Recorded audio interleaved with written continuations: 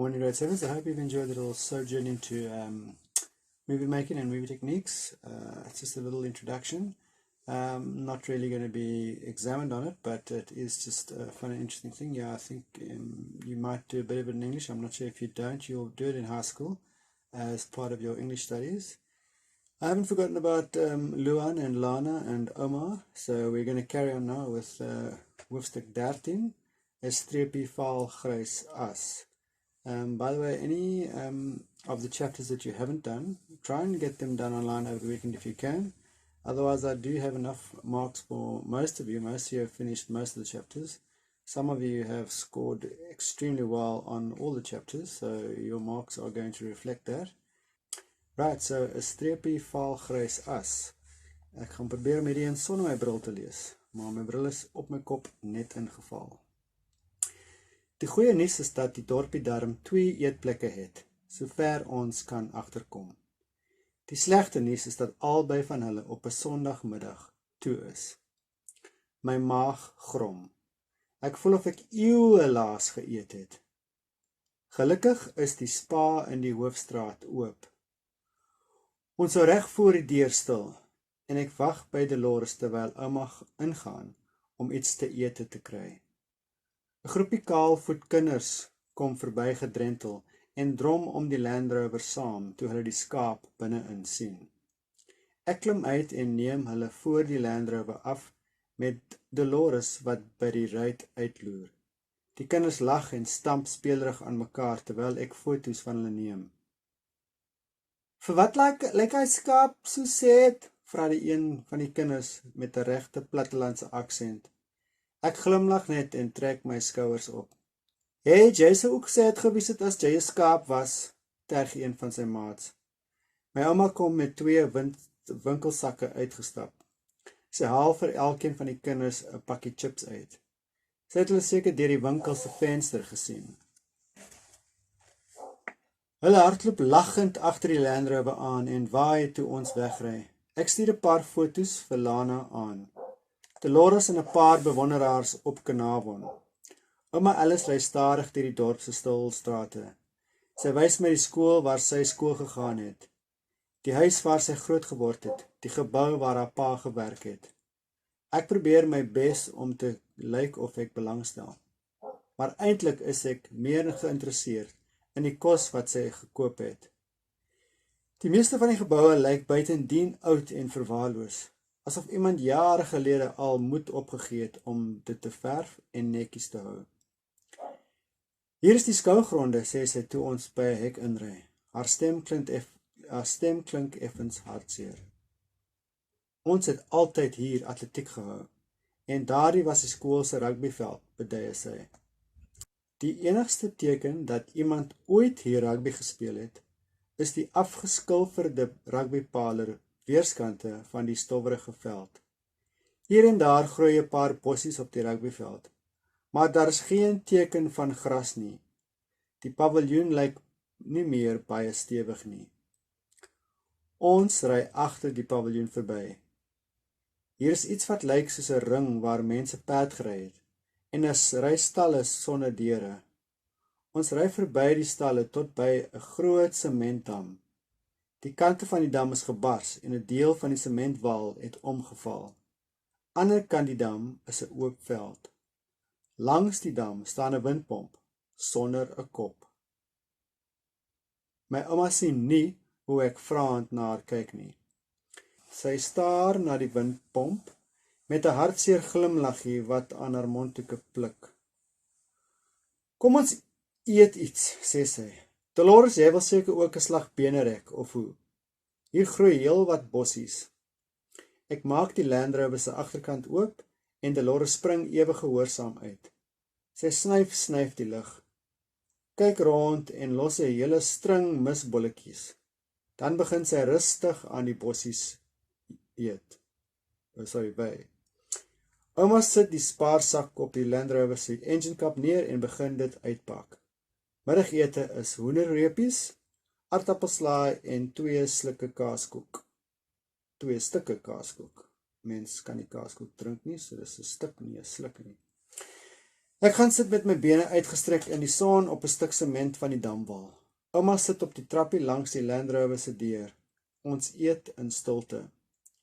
Toe ons klaar geëet het, gooi ek vir Dolores water in 'n foliebak waarin die hoender was. In die foliebak waarin die hoender was. Sy drink 'n bietjie en dan gaan lê sy tevrede in die skaduwee van die damwal. My ouma gooi haar kamerasak oor haar skouer. Kom saam, sê sy vir my. Sy stap tot by die windpomp. Eers toets, toets. Sy het die onderste sport van die leer met haar stewelse hak. Dan begin sy klim. Wag, roep ek. Wat? Vra sy sonder om af te kyk. Ouma, dis flippend hoog. Sy lag. Het jy hoogtevrees? Wat op aarde vang sy aan? My ouma het self gesê sy is amper 70 jaar oud. Ek is seker dis te oud om 'n windpomp uit te klouter. Met eens is daar 'n harde kap gelei. My hart gaan staan amper toe ek sien hoe haar voet gly. Sy gryp die platform vas. Toe maar, ek is okay, roep sy. Waarvoor wag jy? Klim op. Ek skud my kop en begin boontoe klim. 'n Koel winterwindjie plik liggies aan my baadjie. Gelukkig het die windpomp nie meer 'n kop nie. Ek is seker dit kan 'n mens onthoof as die wind waai. My ouma het al klaar op die hoë houtplatform tuis gemaak. Dit is duidelik nie die eerste keer in haar lewe dat sy tot bo in 'n windpomp klim nie. Ek hys myself ook teen die platform op en gaan sit langs haar. Hier van bo af het 'n mens 'n mooi uitsig oor die dorp en die stuk veld langs die skougronde. Dolores blær bekommerd. Sy staan op en stap tot by die voet van die windpomp. Daar staan sy en staar na ons asof sy haar oë nie kan glo nie. Ek neem aan nie kwaadlik nie. As ek 'n 14-jarige seun saam met sy ouma op 'n windpomp se platform sien sit het, sou ek ook gestaar het. Ek wonder wat my ma en pa en Christel hiervan sal sê. Of Ryan en Div. My ouma leun vorentoe met haar ken op haar hand gestit en tuur oor die veld. Sy bly 'n hele ruk lank so sit voor sy na my draai. Glo dit of nie, jou oupa het my op hierdie presiese plek gevra om te trou. My mond val omtrent oop. Wat? Regtig? My oupa, bo in 'n windpomp. My gryskop oupa met sy grys predikantstem en sy skemergrys studeerkamer vol boeke, waarin hy die grootste deel van die dag weggekruip het as ons by hulle gaan kuier het. Sy knik. Ek was 21. Hy was 3 jaar ouer. Ons het mekaar net 'n paar maande tevore ontmoet. Hy was 'n teologiestudent van Pretoria wat die Desembervakansie hier op die dorp kom preek het terwyl albei die dorp se dominees met verlof was. Dit is vreemd om aan my ouma en oupa as jong mense te dink. Veral aan my oupa. Maak nie saak hoe jonk en verlief hulle was nie. Dis moeilik om te glo hy het saam met my ouma tot hierbo geklim en haar gevra om met hom te trou. My ouma rit sy kamerasak oop. Eers dink ek sy gaan 'n foto neem, maar dan sien ek wat sy daaruit haal. Die silwer potjie wat nou die oggend op my sitplek gelê het toe ons by die huis weg is. Sy maak dit oop. Ek sluk. Sy draai die potjie om. In stilte kyk ons hoe 'n streepie vaal grys as uit die potjie se bek loop. Die wind skep dit en waai dit oor die veld weg. Ja, oupa was 'n goeie man, sê my ouma. Dit klink amper asof sy 'n toespraak by 'n begrafnis lewer. Hy het altyd gesê by hierdie windpomp het hy een van die gelukkigste oomblikke van sy hele lewe gehad. Sy skud die laaste bietjie as uit die potjie en maak dit toe. Kom, sê sy, ek wil jou aan iemand gaan voorstel. Dit is hoofstuk 13. I think for today I'm going to just translate the whole chapter and not do it section by section. So the chapter is entitled Stripe of pale grey ash. The good news is that the dorp had two riddle restaurants, as far as I could make out. The bad news was that both of them were closed on a Sunday afternoon. Luan was very hungry, but in the end they ended up getting food from the spa. While Oma was in the spa getting the food, some of the town's children, the barefoot children, came running up, and because they saw the sheep in the back of the Land Rover. So they gathered around the Land Rover and they're looking at the sheep. And the one little boy said in a very Cape sort of accent, "Why does that sheep look so sad?" And then one of the other boys teased that one and said, "Well, you'd also be sad if you were a sheep." And then his grand came out of the spa and she gave the children a packet of chips each, and she'd obviously seen the children from when she was inside the shop. The children run off the Land Rover and wave at them as they ride away. Luan then sends a few photographs to Lana, and with it he writes the message to Dolores and some of her fans in Carnarvon. Alice drives through the town slowly and shows Luan the school where she went to school, the house that she grew up in, and the building where her father worked. He looks at all the buildings, and all the buildings look rather dilapidated, as though someone has kind of given up on trying to make them look smart, or give them a bit of paint and make them look neat. Then she drives into the showgrounds, and she says this is where we always came for athletics, and that was the school's rugby field. The only sign, Luan says, that anyone ever played rugby here was that there's two rugby poles with paint peeling off them. And it doesn't look like the pavilion that the crowds would have sat in looks very sturdy. But they drive past the pavilion, and there's something that looks like a big circle, like a paddock thing, where they used to ride horses. And then further on is a big cement dam. The sides of the cement dam have burst, and on the other side of the dam there's an open field. That is page 72, if you're following. 73. Next to the dam there's a windmill without a head, without the blade area, the blades. All the head of the windmill is where the blades are.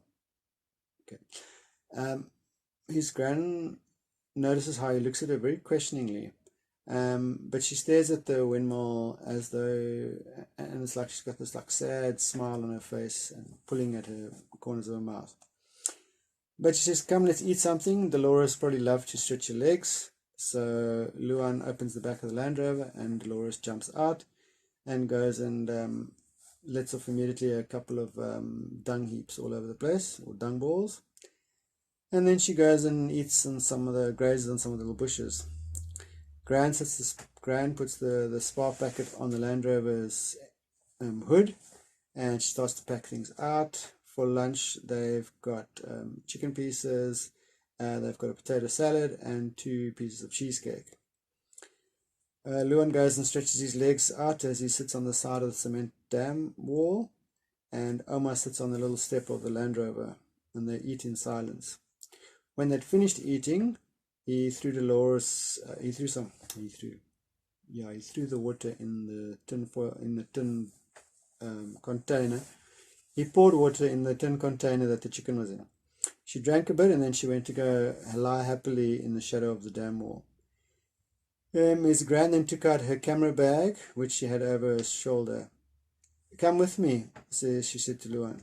And she walked up to the windmill, and then she first tested the bottom rung. That's at the top of page 74.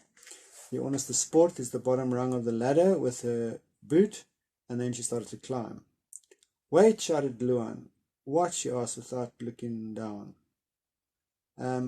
He says, "Gran, that's flippin' high." She laughed and said, "What have you got?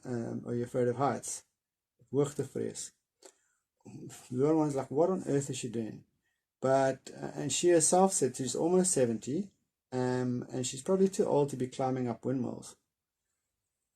And suddenly there's a big sort of slapping sound, and his heart almost goes to stands as he notices that her foot slipped. But she manages to grab the platform, and then she says, "Don't worry, I'm okay. What are you waiting for? Climb up." He shakes his head and he starts climbing up. there's a cool winter's wind which is pulling at his jacket. Luckily, the windmill doesn't have a head with blades anymore, he thinks, because he's pretty sure it could chop a person's head off. His granny's already sitting on the little wooden platform at the top of the windmill, and she's made herself at home. It's very obviously not the first time that she's climbed up there, and Luan hoists himself up onto the platform, and he goes and sits next to her. From the top of the windmill, you've got a nice view over the whole town and the field next to the showgrounds. Dolores is bleating rather worriedly. She gets up and she comes to stand at the foot of the windmill. There she stands and stares at them as though she can't believe her eyes. Luan doesn't really blame her on the top of page 75, because if he had seen a 14-year-old boy with his gran on the top of a windmill, he might also have stared. He wonders what his mom and dad and Crystal would say about this, or even Ryan and Div. But his gran leans forward, and with her chin in her hands, she sort of stares over the field. She stays like that for a whole while before she turns to Luan.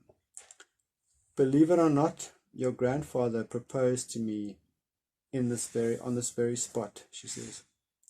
Luan's mouth almost fell open. What? Really? My grandfather on top of a windmill?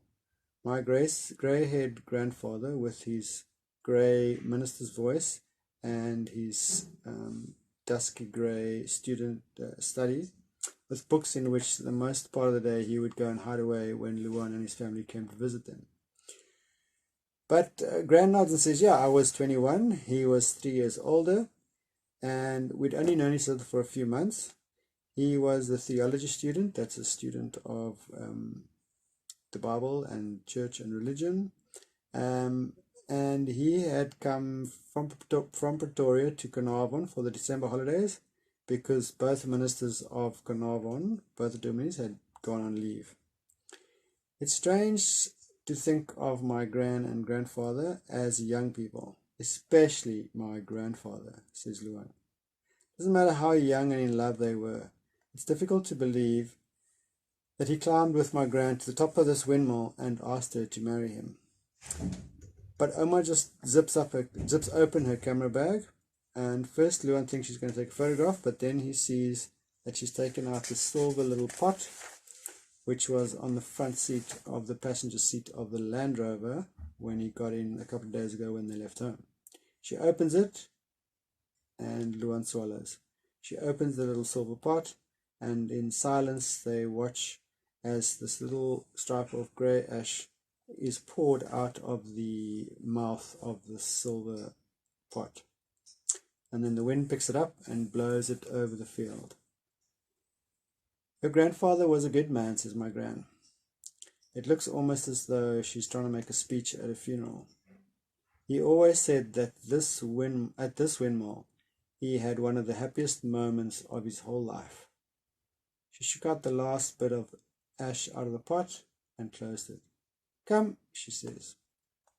I want to introduce you to somebody. And that's the end of chapter 13.